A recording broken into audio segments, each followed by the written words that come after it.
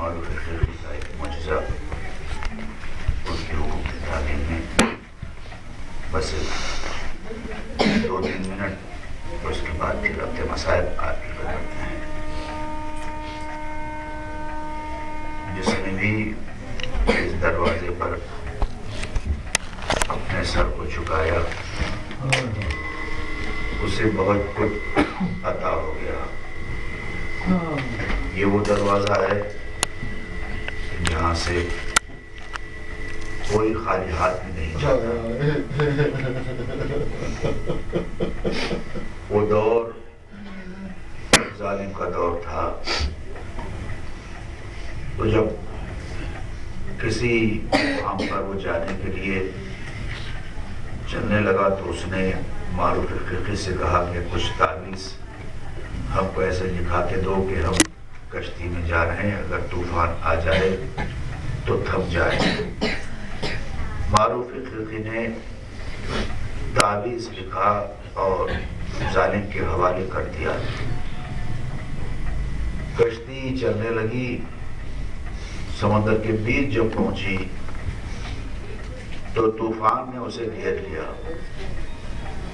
जिसने वो तावीज़ निकाला जो मारूफ खिलजी ने लिख के दिया था, तो उसमें ये लिखा था कि मारूफ खिलजी के सर का वास्ता तूफान रुक जा। ये नाराज हो गया। इसने कहा कि हमने तो मौला रजा के नाम से और इस गुलाम ने अपना नाम लिख दिया, तो इसने जलाल के आलम में, गुस्से के आलम में उस दस्तावेज को फाड़कर पानी में फेंका। पानी पर फेंकना था कि आता हुआ तूफान थम गया। आता हुआ तूफान थम गया।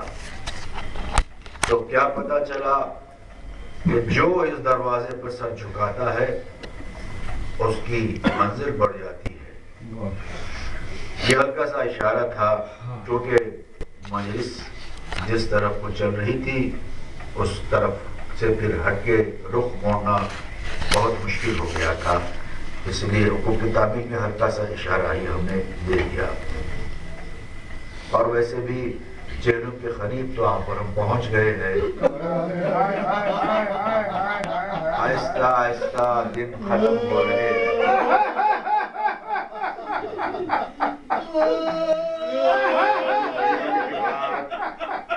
चेलुम होगा, फिर सन्नाटा छा जाएगा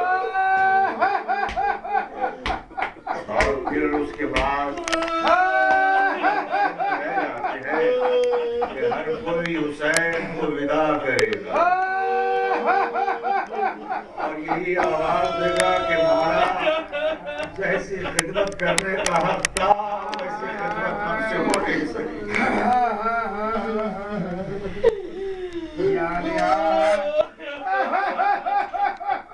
मौला जालिम के दरबार की तरफ जब चलने लगे तो अबू सल से बता के कहते कि अबू सल हम जा रहे हैं, हमको जहर मिलेगा, अगर हमारे सर पे आबा हो तो हमारा रास्ता हर रोक। समझ जाना कि हमें जहर दे दिया गया।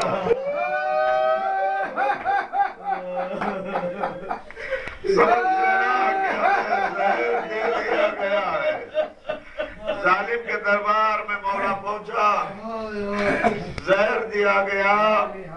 अब जो लौट के आया तो सर पे हवा डाले हुए थे। अब उसे कहते हैं मैं दूर से देखा, मैं समझ गया कि मेरे मौला को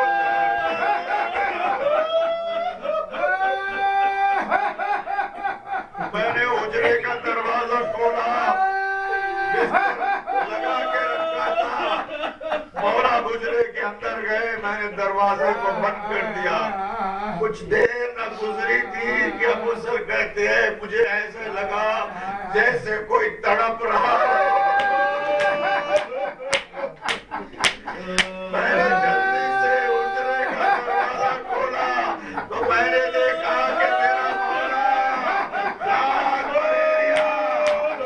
मैंने कहा था आपको जहर दे दिया गया है, आप बिस्तर पर तशरीफ रखे। नहीं अबू सर, मैं अपने जब हुसैन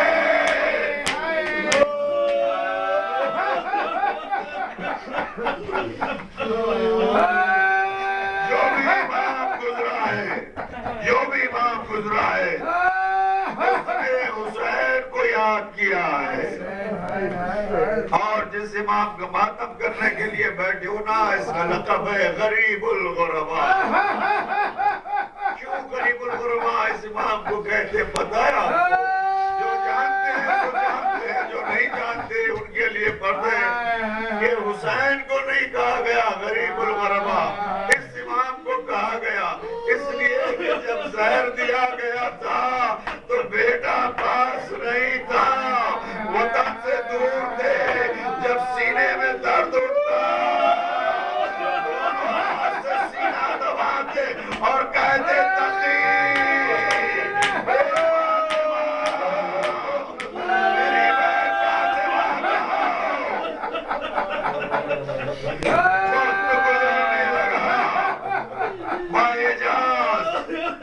इमाम का बेटा आया, इमाम को गुस्ल कफन दे के चला गया।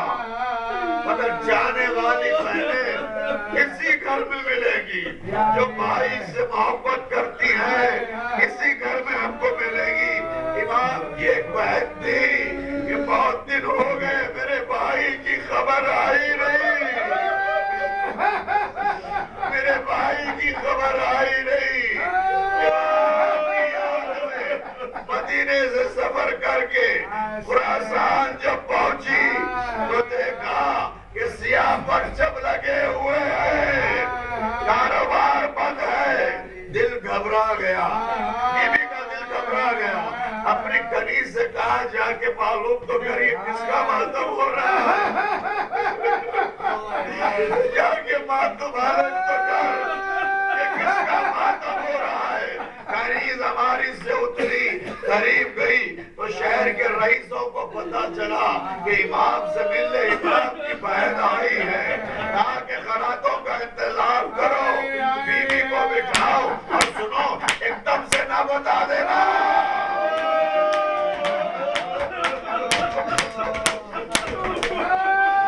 एकदम से ना बता देना।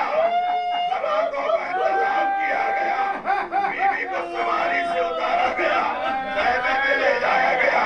औरतों से कहा कि तुम जाके खबर देना। औरतें आगे बढ़ी, बस इतना कहा, बस इतना कहा, इतना कहा कि बीवी जिस भाई से मिलने आई थी वो भाई दुनिया से चला गया। इतना सुना था कि कुछ दिन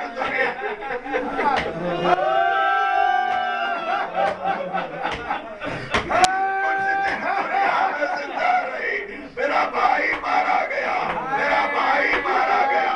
आओ सब मिल के कहो ना बीवी, आपने रजा नहीं देखा, आपने जहर खाते रजा को नहीं देखा। बीवी सुना है तो उस बहन के बारे में क्या कहती है?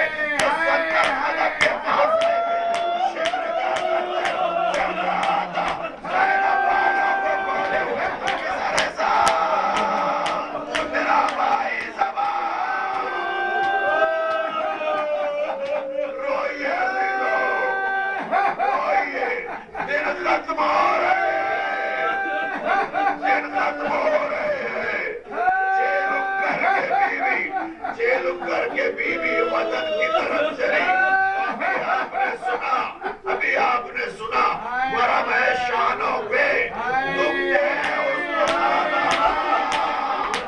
मेरे बाजू पे रस्सी के निशाना, इसके बाजू में रस्सी बांधी गई थी।